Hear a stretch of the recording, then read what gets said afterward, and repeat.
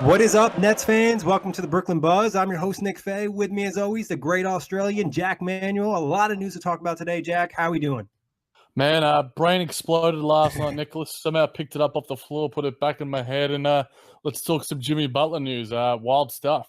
Yes, we got Jimmy Butler news. We also have news about the Brooklyn Buzz itself. Big news, we're partnering up with Nets Republic, so you'll be able to find us on their website, on their Twitter feed as well. Also get a lot of Nets Republic staff, especially Nick Letourneau on the Brooklyn Buzz. So really excited about that. They've been producing some really nice content. Jack writes for them as well, and he's been pushing out some great stuff. Absolute honor. They're one of the best Nets websites out there. Them, Nets Daily. I think they're the two unparalleled sources when it comes to Nets news, Nets analysis. Real honor to be partnering up with them, and it's going to bring bigger and better things to the Buzz. Exactly. I'm really looking forward to bringing on a lot of the Nets Republic staff, getting more takes about the Nets and stuff. So you guys should be excited about that. And as always, you can check out the show still on iTunes, Blog Talk Radio, OTGBasketball.com, YouTube, and as well, like I mentioned, you can find us on Nets Republic now. But Jack, like you mentioned, the Jimmy Butler news, it kind of came out of nowhere in a way, but it really didn't because there has been rumblings that Butler might request a trade. We knew that relationship was kind of toxic, including Towns and Wiggins, and then even at Tibbs trying to fend that thing up. But I think the big news for us as Nets fans and being excited about is Jimmy Butler had a list of teams he wanted to go to, and that list was the New York Knicks, the Los Angeles Clippers, and the Brooklyn Nets. And this is really the first time in a long time we've heard a player request a trade to the Nets, and it just feels good to have a big name want to come to Brooklyn. Yeah, I think Pooch put it out there that basically Dwight Howard was the only person who requested a trade to the Brooklyn Nets and maybe ever. So it's to have such a. I mean, we were doing last night, me, you, and Corey were doing our top 20, top 50 players for OTGBasketball.com, which will be coming out really soon. And we were fretting about where Jimmy Butler was, and he's around that top 10, top 15 range. So for the Nets to be on a list of teams. It's pretty surprising, to be honest, because when I saw that three teams, I was like, oh, yeah. And I think we were sort of getting at it a little bit in the Twitter DMs with some of our OTG stuff. I'm like, oh, it'll be Boston, it'll be the Lakers, it'll be, the Clippers or someone else, it'll be the Knicks.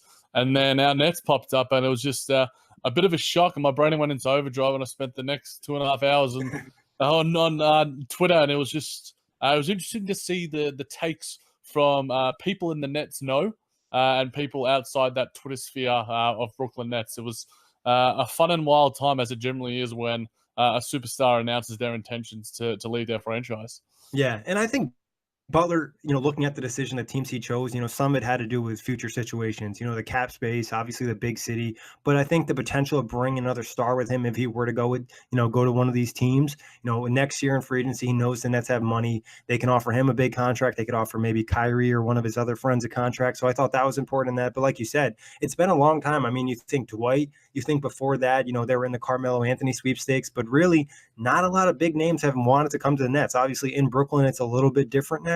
And hopefully Sean Marks and Kenny Atkinson are kind of changing the vibe around the Nets. And also, like you said, Jack, one thing I thought was interesting is seeing all the takes about who the Nets should trade and whatnot from non-Nets, writers or podcasters or even fans, because a lot of people don't have a good feel for the Nets and what the organization is doing. So I thought that was very interesting. Yeah, it certainly was. Put one thing to you, Nick. Is this a sign of things to come for the Brooklyn Nets organization? Are we now putting our name on the map as a destination team, or is the Jimmy Butler thing a one-off, or is it sort of what we were talking about, off wax last night with Corey and some other guests about the fact that these new superstars have different intentions, and then Brooklyn Nets just happen to be one of those teams with all the things that you mentioned about salary cap space or all those other things, or is it a combination of all of them? I think it's a combination. I also wouldn't be surprised if Jimmy Butler has heard about the Nets performance team. Like, that would not surprise me. I know people have kind of been like, oh, everybody has a performance team. They're all good, blah, blah, blah, blah, blah.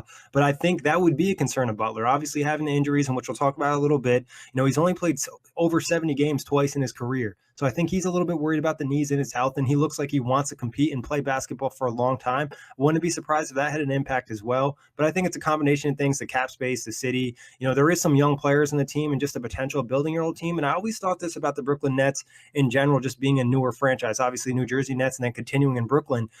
You could be that guy. When someone thinks of the Brooklyn Nets, they think of, this big star player and you lead this team to a deep playoff run. I mean, we think New Jersey Nets, we're thinking Jason Kidd, and he was just announced number one in franchise history as the best player.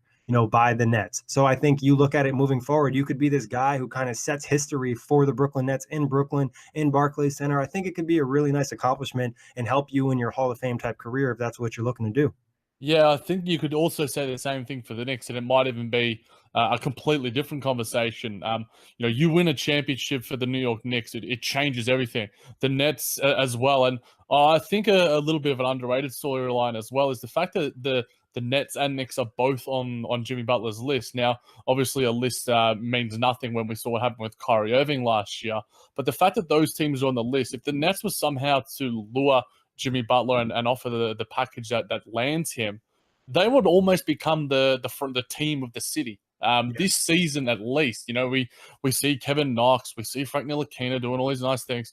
Porzingis ain't coming back for a while, and if Jimmy Butler goes and pulls on the black and white, he brings the cachet back to Brooklyn, and he makes. We've always been the little brother to the New York Knicks, and we've felt that brunt for quite a while as fans and as pundits. So I think that that's an underrated storyline as well. That I'm sure there might be some underlying influence from Joseph's side, some of the ownership to sort of go to Marks and like, look, we can get a superstar now. It's not necessarily going to be the same thing with Mikhail Prokhorov and Billy King, because I think that Joseph Tsai knows what Sean Marks can do, is going to let him do his job.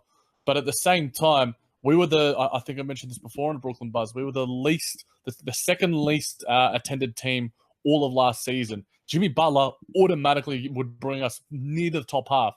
Barclays Center is a wonderful facility, a wonderful stadium, and all the other things around it. It's just a bumping stadium, and despite the fact that they don't play country music for Jimmy Butler, I'm sure he'd still enjoy it. So I think that that's a little bit of a sort of battle of the apples, as I like to say, the apple fight. I think it would give us a little bit of a 1-0, a little bit of a tick for the Nets if that were to happen.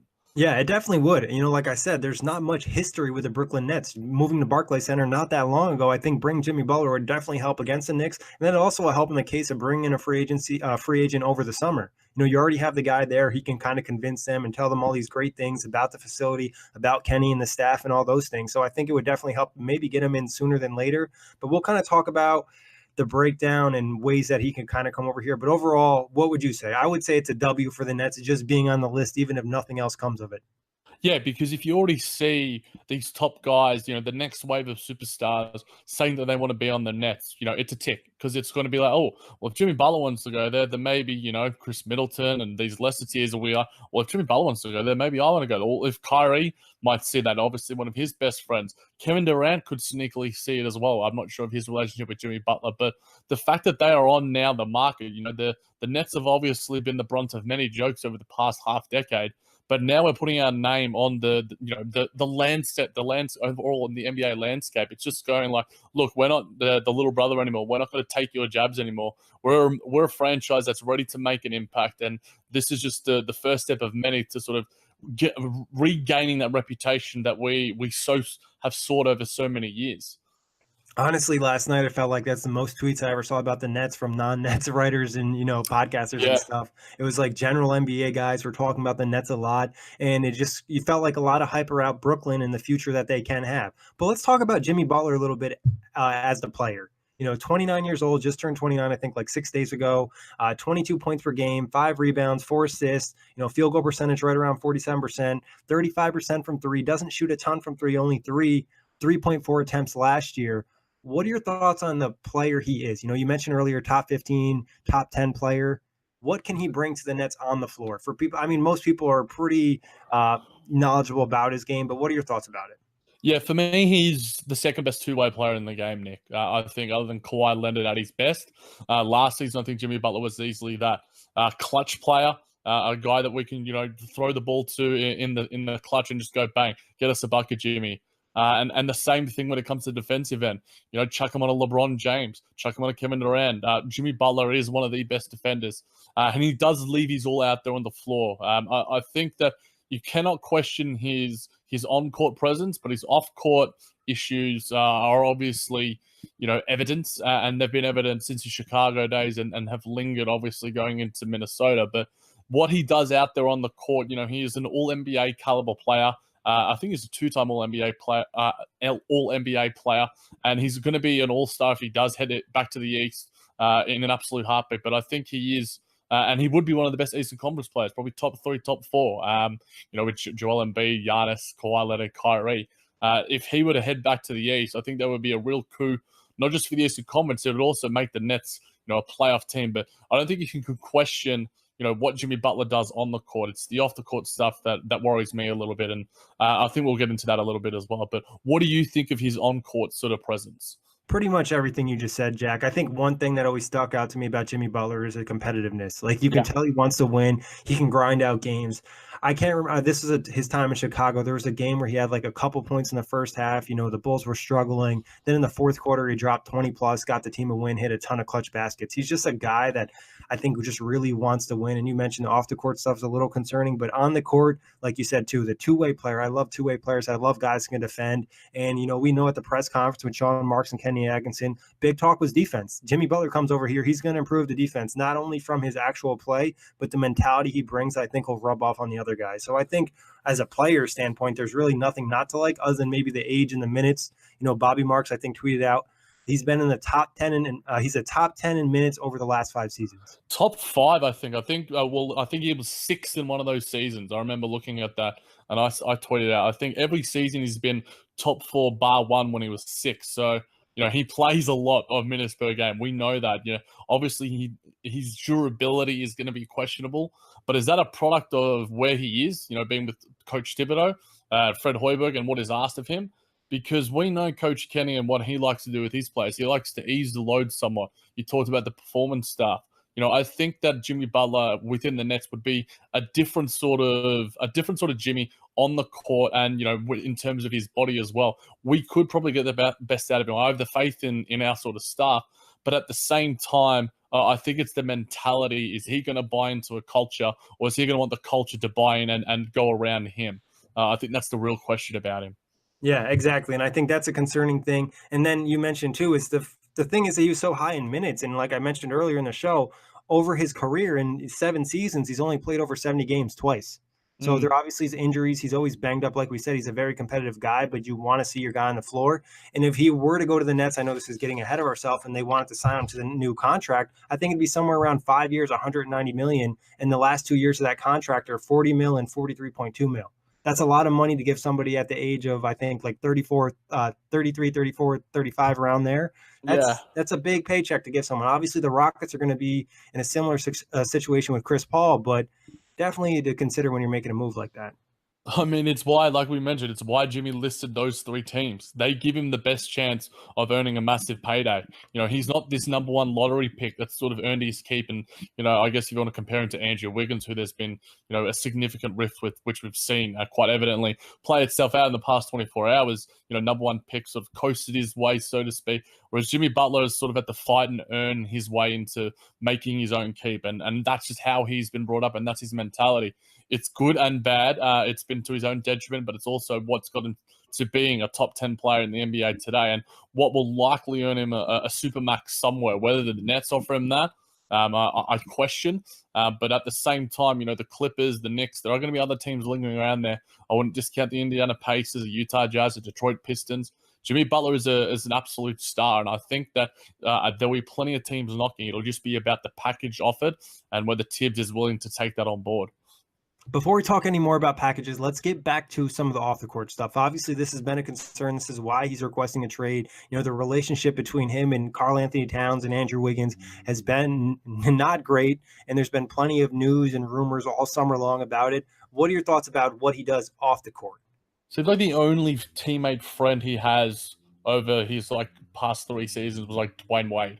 And Dwayne Wade has a very similar sort of killer mentality on the court. He wants everyone to sort of give their best, and it's all or nothing. Whereas I think the lackadaisical nature, obviously of guys like Kat, who maybe don't have that sort of killer mentality that Jimmy does, but it could also be, just the fact that they're a little bit more chill. And I think that isn't necessarily a bad thing. You can interpret it how you want.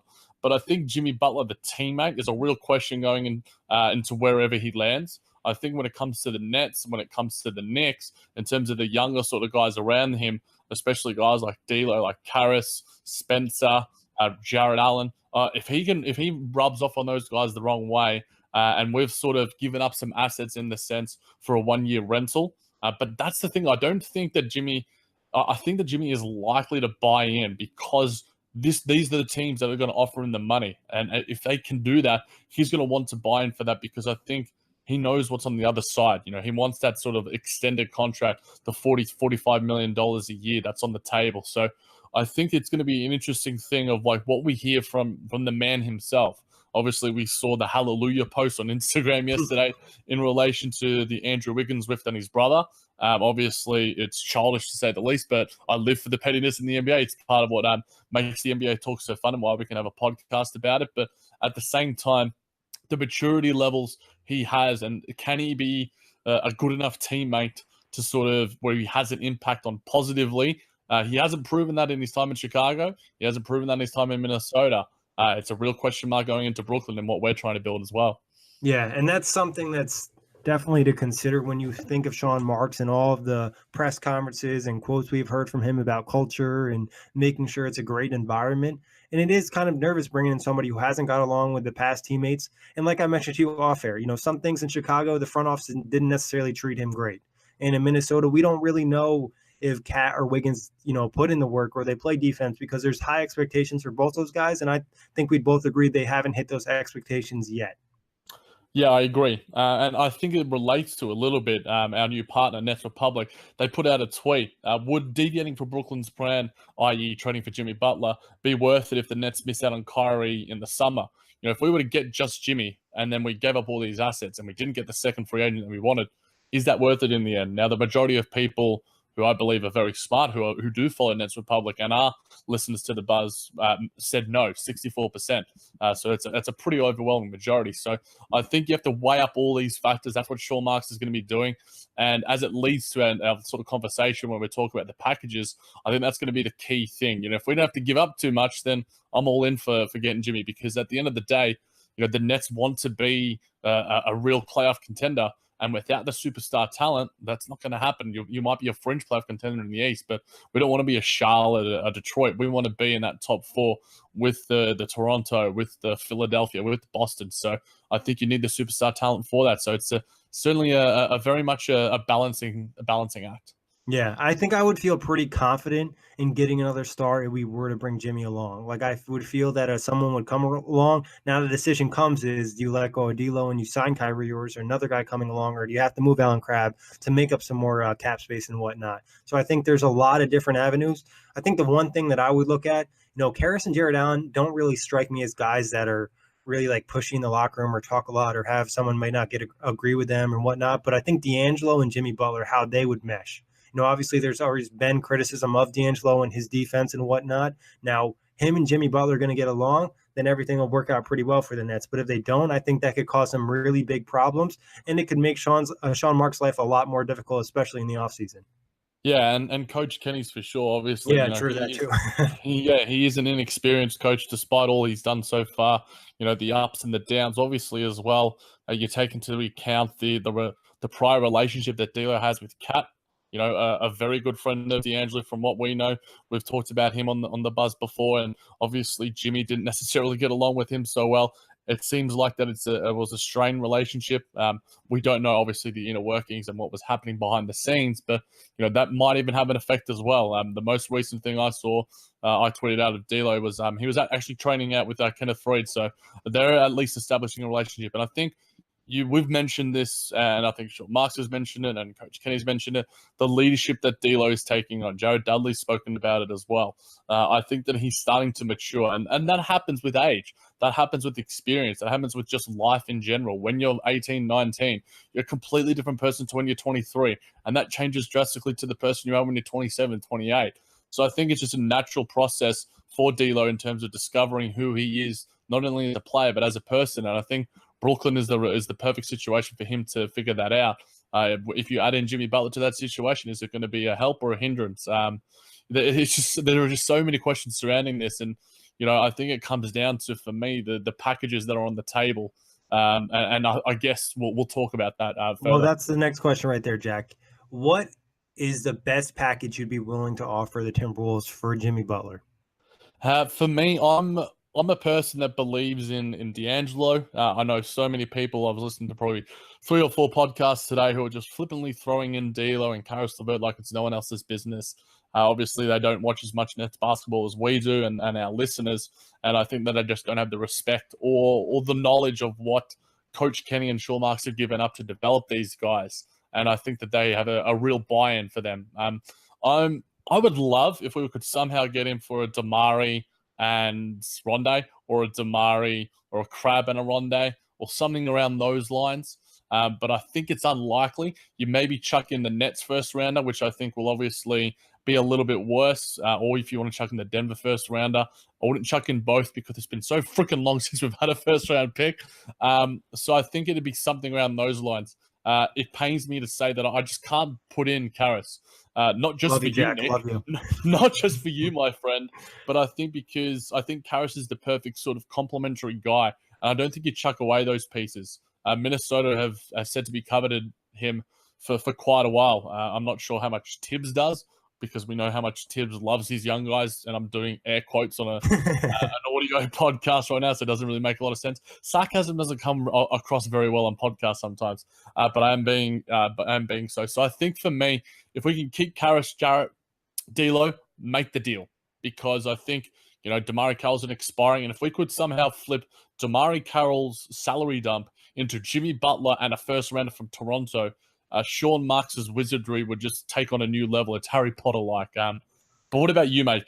Could you give up any of those guys? No, I agree with you, Jack. I think you do not include, D'Angelo, you don't include Karras, and you don't include Jared Allen. I think for, D'Angelo, they obviously talk the hype about him and the growth he can have, and there's still potential to be an all-star. And like we've talked about, is the stint he had last year before he was injured. He looked like he was at that almost all-star level. The efficiency obviously needed to get better. And then Karis LeVert and Jared Allen, I just think they're too young. They've already shown a lot of improvement in your system and your organization. Like, you don't move guys like that. And like I mentioned to you too off the pod, when you're looking to sign big max guys, let's say the Nets were to go out there and get Jimmy Butler and let's say Kawhi Leonard, just hypothetically, best case scenario or something. Now you need to fill out the rest of the roster. Now you have Jared Allen and Karis LeVert on super small rookie contracts. And then let's say you get capped out, because if you're maxing out Kawhi and Jimmy Butler and then re-signing D'Angelo or something along those lines, now cap space is not going to be available for a long time. So now you have Karis and you have Jared Allen, and you'll have them as restricted free agents when their contract runs out.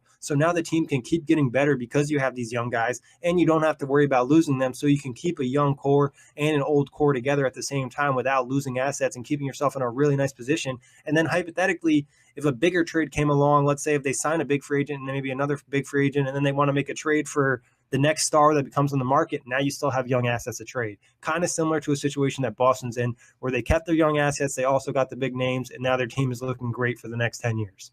Yeah, I think a little sort of sub note with that is Spencer Dinwiddie's status. Obviously, I know a lot of people aren't a huge fan of Dinwiddie, but he is a coveted trade asset. I think he could be chucked in, obviously, due to his very low cap hold, and he's on one of the best deals in the league right now in terms of money to production. But at the same time, if the Nets were sort of to do a similar thing to Boston and sign him to a similar sort of mid-tier deal, Josh Richardson sort of scale deal, 10 to 12, 10 to $13 million per season for a couple of seasons, there's a sort of nice assets for some cap filler. But the Nets have plenty of cap filler right now in the sense with Damari Carroll, with Kenneth Faried, with Alan Crabb. Those are sort of 3 pieces that you're looking at to sort of make up the money for a guy like Jimmy Butler, who's at around $20 to $21 million. So I think that if you had to make me give up one of those guys, it'd probably have to be Karis LeVert, just partly because the Nets have given up so much already, and Sean Marks has sort of started his legacy with the D'Angelo trade. Karis LeVert, meanwhile, Actually, no, Karis was his first trade. Mind you, sorry, yeah, the Thaddeus Young, sorry. So I guess that leaves my further point null and void. But yeah, I think it's hard to say, but I'm a massive Jared Allen fan. It's like trying to trade away one of my sons. I can't do it, Nick. And I think that because we're so invested, it's hard for us to sort of see it as from an outsider's perspective. But at the same time, if you have to guarantee that Kyrie's coming, then yeah, probably you do get rid of D'Lo. and maybe D'Lo and Cat. They have a nice little bromance out there in Minnesota, and it'd probably pain me to see because I think D'Lo would be really nice out there. I think Thibodeau would be a horrible coach for him, and he's proven that Thibodeau, other than Jimmy Butler, cannot coach young guys. But at the same time, it's going to be hard to see if one of these young guys go. And even Rondo, who we sort of flippantly just chucked in there, he was the one that commented on one of Jimmy Butler's Instagram posts saying, "Come on home." So at the same time, it's just hard to sort of finagle a trade that satisfies Nets fans, satisfies Minnesota, but they're certainly within the range. They have the assets to do so. It's going to be who has. I think right now the Nets and the teams on the other side of Minnesota have the leverage because of what Jimmy Butler has come out and said. And Tom Thibodeau isn't necessarily a front office mastermind. So I think guys like the front office of Los Angeles, even the Knicks, who are certainly giving themselves a little bit more credence with what they've been doing, and of course our Nets. They're obviously the three teams in the running right now, but don't sleep on plenty of the other teams who are going to be in the background going, okay, well, what can we come up with? Because Boston came in and slipped and took Kyrie, so I think that there's going to be plenty of other suitors, but our Nets are certainly in there. If you put a percentage on it, Nick, or rank those three teams in terms of likelihood, where are the Nets in there? I just want to touch on one more thing before I give you that. And you mentioned Spencer Dinwiddie in there. I mentioned this to you before. I wouldn't be surprised if Dinwiddie was sent to another team and given another asset sent back to Minnesota. The Suns have been interested in him. Other teams around the league, like you said, that contract is really great. And I don't want to seem like I'm not willing to trade the Nets young players or assets for good players. I just think the fact that Jimmy Butler's on a 1-year deal and it's expiring and there's all these question marks about him in the locker room and all the question marks of having to pay him this $190 million contract, I think it makes it less enticing. Where so if, Jimmy Butler, let's say, was 26 years old, entering the prime of his career, didn't have the injury history, and he was on contract for 3 years, I think I'm more okay with maybe moving in one of the top assets. But I think the fact that it's expiring, I would kind of be like, I don't know. And then obviously all the question marks about Jimmy. But to get to your question, Jack, reports from Woj seem like Butler's most interested in going to the Clippers. Yeah. So from my perspective, I guess I would have to put the Clippers at the highest. So let's put the Clippers at 40%, and then we'll put the Nets and the Knicks, I think, both at 30%, because I don't think the Knicks and the Nets are like, oh yeah, we're going to like ruin our young core and go get Jimmy Butler. I think both GMs, have made it clear that they're kind of more so interested in the patient route, but if Butler's willing to come for a good price, why not make the move? But I don't think they're going to trade any of their big pieces to get Butler. So when I look at the Clippers seem less interested in patience. They look like they want to get better now, and they want to sign a big-time free agent next summer. Steve Ballmer is talked about wanting to win and being competitive. I wouldn't be surprised if the Clippers are the most aggressive team, so I would say they're the highest, and I think the Knicks and the Nets are around the same tire. Yeah, I'd probably change it slightly. I got 40% for the Clippers, and maybe 45 for the Clippers, 30 for the Nets, and 25 for the Knicks. I think the Knicks, obviously, we saw what happened at that sort of town hall meeting, and sort of Fizdale and Mills sort of saying, we're not trading first round picks. We're sort of staying steadfast with our vision. It seems very unlikely that it's going to happen. I can't sort of see what a deal would center around. Courtney Lee, Tim Hardaway Jr. You'd be hard pressed to take that as a deal. But John Krasinski, the Athletics Minnesota writer, had a very vague tweet he just put out about 15 minutes ago. He said, in canvassing the league, there are a number of teams interested in Jimmy Butler. Not all of them would need assurances that Butler will sign long term. Still unsure if Tibbs will change his stance and start engaging in trade talks. So somewhat vague, but we were talking about the fact that Jimmy's signing long term would have to be sort of a factor for some of the teams.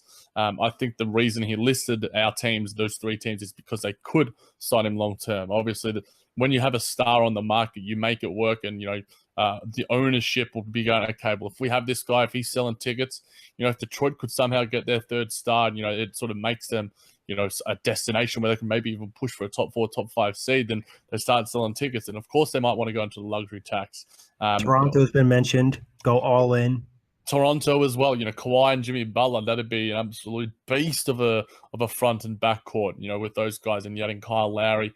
It'd be pretty insane with those sort of guys. So I think that there are plenty, despite the fact that Jimmy listed 3 teams, I think that it's upward of 10 teams that will be in the running for a guy of Jimmy Butler services. But it'll be wait and see.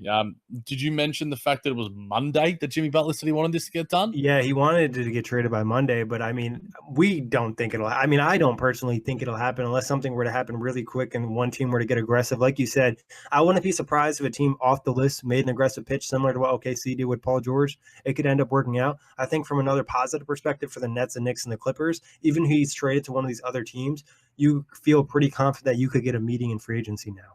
Yeah, that's a very good point. The fact that we could wait it out, and if we're not, because obviously what people are talking about is the fact that you don't want to destroy the franchise you're going to. You want them to be at their strongest so you can compete with those pieces. If Jimmy really, really wants to go to the Clippers or the Nets or the Knicks, then he could wait it out. Spend a season or spend a season in Detroit or in Utah or in Indiana, and then go, yeah, it was kind of fun, but I kind of wanted to be with these guys in the first place, and I told you that in the first place. So it's going to be interesting to see how it plays out. Does Tibbs change his stance? I think Tom Thibodeau, being the front office, the head of the front office, as well as the coach, he's going to be looking to save his job. The Full Access Hoops boys, headed by Corey, put him on the hot seat. We did so on JBT as well. I think Tom Thibodeau, whatever job he has next season, he's certainly going to be on the hot seat as well in terms of the moves that he makes. He's going to be competing. Tom Thibodeau as a rebuilding coach doesn't seem to really. It doesn't sound good. No, it doesn't mesh well at all. So I think it's certainly a watch this space. Insert eyes emoji on every single little tweet, Instagram post, Twitter DM, and any sort of post that we see coming. We'll be putting on OTG Basketball, our personal Twitter pages as well. But it's going to be a fun few days and a fun couple of weeks heading into training camp. The season's rapidly approaching, but there's still ridiculous amounts of stuff happening. And we thought the Kyrie trade happened late last year. We could see a Jimmy Butler trade happen this week and really mess things up in all the previews we just did on the outlet. But, I'm sure we're going to have more pods and shows about Jimmy Butler. But that wraps it up for today. As always, Jack, a pleasure talking hoops with you. And like we mentioned before, excuse me. Like we mentioned before, we'll now be partnering up with Nets Republic. So check us out on there. Check out all their great content. And you can find the show on iTunes, Blog Talk Radio, OTGBasketball.com, Nets Republic, and Dash Radio. Watch this space.